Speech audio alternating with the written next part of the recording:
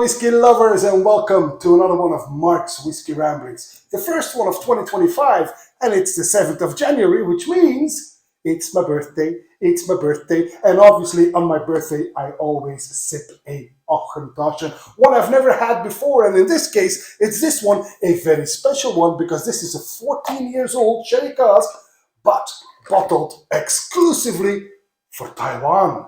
Oh, wow. Now, these are not easy to come by in my neck of the woods, obviously, but luckily I have this amazing clique of friends all over the world.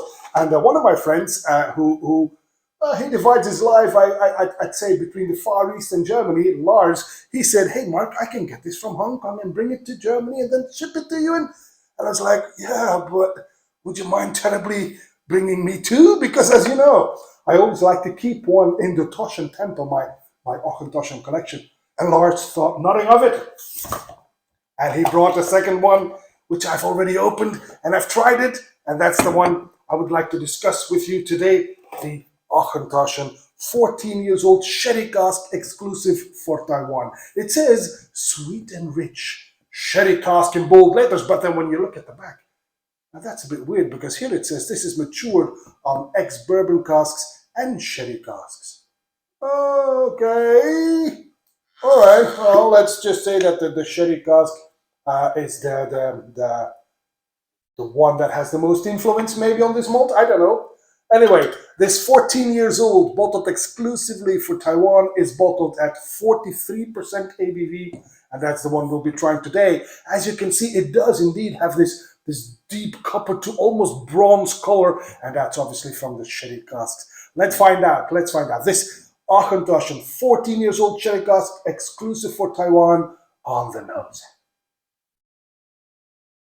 Well, it is indeed immediately quite aromatic and intensely sweet. I get gooseberries, I get raspberries maybe, I get some plums and some raisins, but what really triggers me here is that I have a clear scent of dragon fruit. I'm not sure if you're familiar with it. This is lovely. Let me show you a picture. This is dragon fruit there. It tastes a bit like melon, I dare say. It's quite sweet indeed, and quite lovely. And that's what I'm getting on the nose. There's also something slightly umami on the nose here. Not off-putting, but a bit out of place maybe. A bit weird, nevertheless, quite nice. And also, immediately on the nose, also already a bit spicy. A bit nutmeggy, black peppery. Nice. All right, on the palate.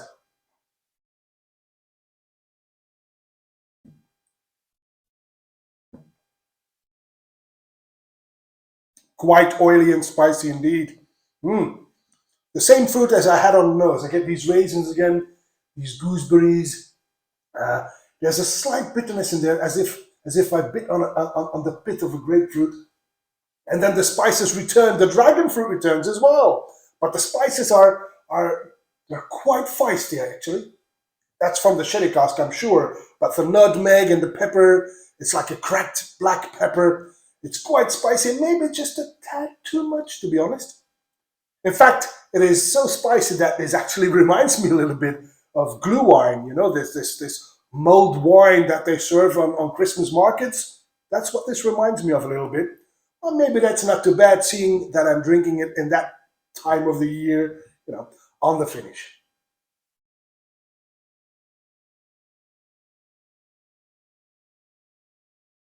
That's medium long. Not overly sweet. It remains spicy though.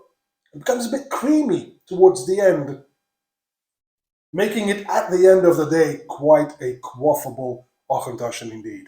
So there you have it, and a big shout out to my friend Lars. Thank you so much, Lars, for acquiring this one for the temple and one to enjoy. I owe you big time, sir. Thank you so much. The Auchentoshan, 14 years old sherry cask, exclusive for Taiwan, opened especially for my birthday. And that's all for this Whiskey Rambling, and hope to see you at one of Mark's Whiskey Ramblings real soon. And until then, Happy New Year, and may the malt be with you.